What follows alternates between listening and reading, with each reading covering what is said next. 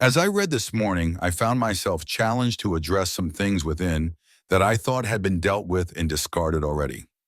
As I dug for the truth of these matters in their entirety, I found myself somewhat amused as I prayed.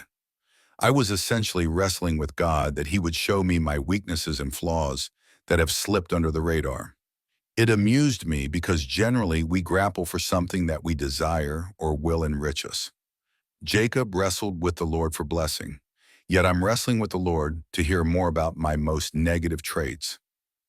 It was a weighty morning of wading through past pains and dividing ego and perception from fact, so this was a welcome moment of humor.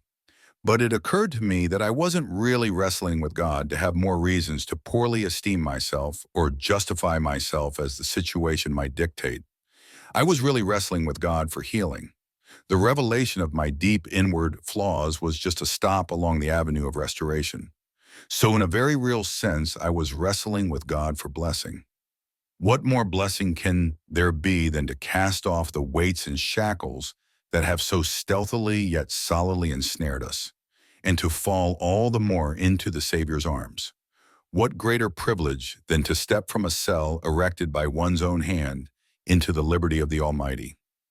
But one cannot reach such a state if esteem is still misplaced.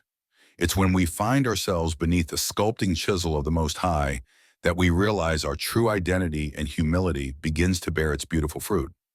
It's then that we can truly say, "Pride, malice, and insecurity be damned, for by God's grace alone, I'll not be." How shall we who have been plucked from the very precipice of hell by Abba esteem ourselves as anything more than beggars granted the bread of life by a divinely merciful master?